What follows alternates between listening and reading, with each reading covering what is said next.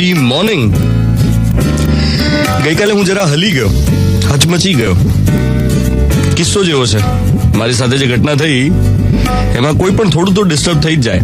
ગઈકાલે Panchavati white house પાસે traffic jam હતો. લગભગ સાંજે 5:30 થયેલા અને મારી નજર સામે એક ભાઈ ઢળી પડ્યા.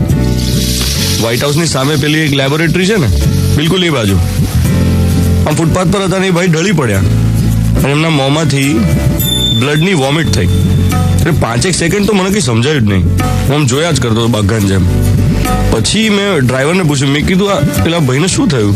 મને કંઈ ખબર ના પડી ગઈ. તો પછી તરત હું કારમાંથી ઉતર્યો, ડિવાઈડરની રેલિંગ જે હતી એ જમ્પ કરીને દોડ્યો. પેલા ભાઈ બેભાન થઈ ગયેલા, નિશ્ચેતન. એમના વાઈફ સાથે હતા. પછી મેં 108ને ફોન કર્યો અને એમના કોઈ રિલેટિવ પણ સાથે હતા. એ કે અમે ડોક્ટરને બતાવવા જ આવ્યા હતા વ્હાઇટ હાઉસમાં, ડોક્ટર નીચે આવે જ છે એમ. મેં કીધું એમ નહીં, પણ અમને તો લઈ જવા પડશે. મેં કોઈ કામ કરીએ, અમને સાઈડ પર આ બાજુ લઈ લઈએ, ડોક્ટર જ્યાં આવે એ બાજુ, એટલે ફૂટપાથથી ખસેડીએ. હું મારી ગાડીમાં લઈ લઈએ. એના પછી મેં આસપાસ જેટલા પણ લોકો ઉભા હતા એમાંથી કોઈને કીધું કે આમ હેલ્પ કરો ને, આમને ઉચકીને લઈ જવાય. કોઈ હાથ ના લગાડે બોસ.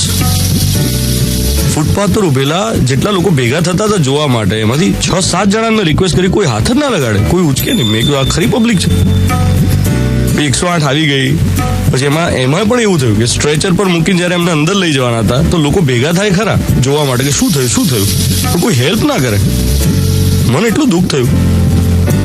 પછી મેં રાત્રે મારી જાતને સમજાવ્યું સૂતા પહેલા. મેં કહું કદાચ લોકોને પોલીસનો ડર હોય, ભય હોય, એમને એમ હોય કે કોણ આ બધામાં પડે, કદાચ આપણને કોઈ ખોટું. પણ હવે યાર કોઈની લાઈફ બચાવવાની હોય કે બધું એ વખતે વિચારવાનું. લોકો ખરેખર જબરા. મને એવો એક ટાઈમે તો એવું વિચારાય કે આ બધા સારા હોવાનો ડોળ કરતા હોય છે, આપણે દંભ કરતા હોઈએ છે, કે જુદો ચહેરો લઈને ફરતા હોય છે. મારો સવાલ એ છે કે આવું આપણા કોઈ અંગત વ્યક્તિ સાથે થાય ત્યારે પણ આપણે આવું જ કરીએ? ન કરીએ ને? તો એ જ રીતે માત્ર પોતાની જાત વિશે જ વિચારે કરવું એના કરતાં ક્યારેક જ્યારે બીજા વિશે વિચારવાનો સમય હોય, મોકો હોય, સંજોગ હોય ત્યારે તો વિચારવું જોઈએ ને. આખો વખત આપણે આપણું જ વિચાર્યા કરતા હોય છે. બીજા કોઈનું વિચારવાનો વારો આવે ત્યારે તો વિચારી લેવું. એ તો એક ચાન્સ છે પોતાની જાતને નેક્સ્ટ લેવલ પર લઈ જવાનો. એ જ છે આજનો મોર્નિંગ મંત્ર. રેડિયો મિર્ચી 98.3 FM પર હું છું ધ્વાને.